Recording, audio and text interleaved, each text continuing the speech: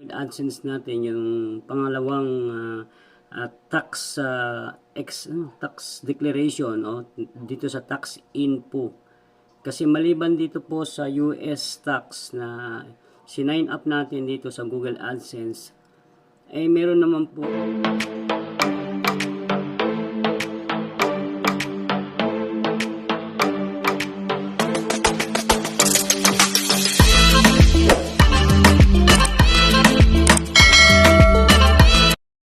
magandang umaga po sa araw na ito. Today ay i-discuss po natin yung pong nag-pops up na sa Google AdSense natin yung pangalawang tax declaration dito sa tax info. Kasi maliban dito po sa US tax na sinign up natin dito sa Google AdSense, ay meron naman pong lumabas sa inyong Google AdSense na red flag. Ito po yung Singaporean tax. So kailangan po natin i-fill up to, otherwise yung ating pong payment ay mau-hold.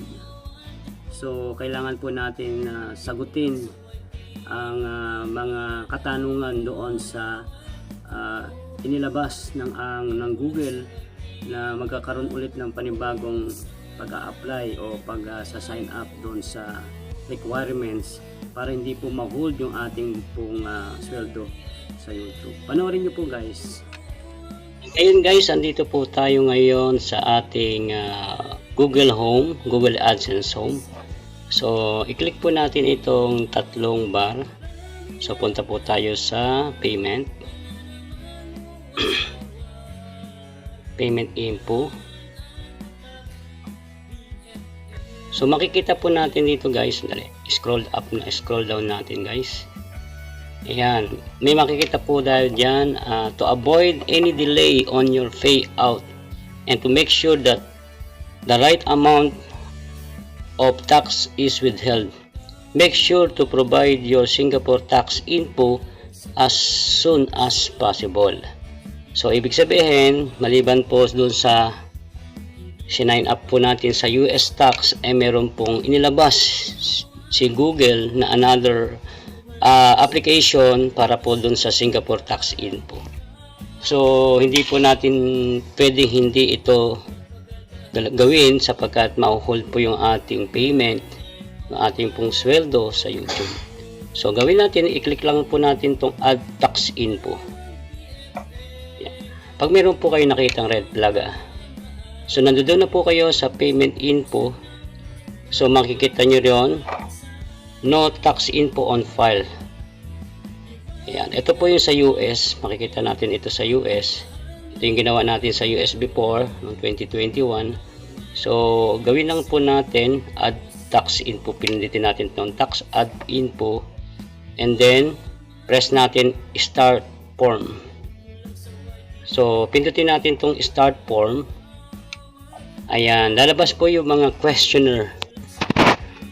Huwag po kayong magkakamaling magsagot dahil isang pagkakamali lang po ng pagsagot ay kapag nagkamali po kayo ay may problema po. So dito po nakikita natin nakalagay Singapore tax info. Your tax rate will be calculated based on the information you provide here. If you claim the tax exempt status, you may be taxed at a lower rate. The info you provide will apply to all Google services that require tax info. So meron ditong question, what is your type? What is your type? What is your business type? So pindutin nyo lang po itong arrow down. May makikita po kayo dyan.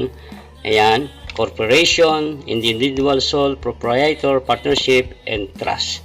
So dahil tayo po ay individual, huwag niyo kayong magkakamali po ng pagpindot at pag-answer dahil may problema. Hihingian po kayo ng napakadaming dokumento kapag kayo po ay nagkamali sa pagpindot o pag-answer dito po sa tax info. So dahil tayo po ay single, individual, so pindutin po natin individual. Yan. And then, may sagot dito, do you have a permanent establishment in Singapore?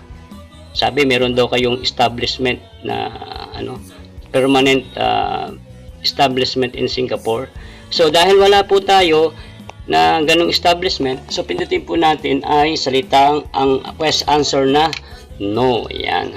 Tapos po, baba po ninyo, are you registered for Singapore Goods and Services Tax GST under the Overseas Vendor Registration Regime? So ano sasagot po natin? Tinatanong po kung meron po daw tayong Singapore Goods Services o GST, wala naman po, edi sagutin po natin ng no. Okay? Wag po kayong magkakamali ng answer dyan. Ito dito po ay merong nakalagay unique entity number optional. So wag yun na pong sagutin yan dahil optional naman. Saka di natin alam kung ano isasagot natin dyan, ano ba yung unity entity number. So optional naman yan, so wag na natin pakialaman. So dito naman sa tax exemption, may question po dito. Sabi niya, are you eligible for tax exemption? Tinatanong kung kayo po daw ay eligible for tax exemption. Ano isasagot natin? Siyempre, no. Ang Singapore po ay wala pong tax treaty. So, gawin natin, sagutin natin ng no. Okay? And then, baba po natin ulit. Ang sabi doon, are you eligible for other exemption or lower tax rate? Tinatanong daw tayo kung tayo po ay eligible sa mga lower taxes and rate. Una sa lahat, hindi naman tayo resident ng Singapore. So, pindutin natin ng no. So, pagkatapos pindutin ng no, then click submit. Ayan na po. Naisubmit na po natin yung ating application. Your tax will Google is based. Your tax info has been accepted. Ayun, yahoo! Ayan po guys, at sana po ay may naitulong po akong info sa inyo kasi kahapon ay naka-receive na po ako ng una kong sweldo ko sa Google. Nagpadala siya ng recent payment, and then yung pag-check ko, zero balance na. Pag-check ko, may nakita po akong red flag. At alam niyo naman po, pag red flag, ay nag-aaral na po ako niyan. At ito po ang aking na-research. Yan po ay makakatulong din po sa inyo. Isinishare ko lang po sa inyo, lalo na po sa ating BFF team. Ayan, shout out po sa team BFF.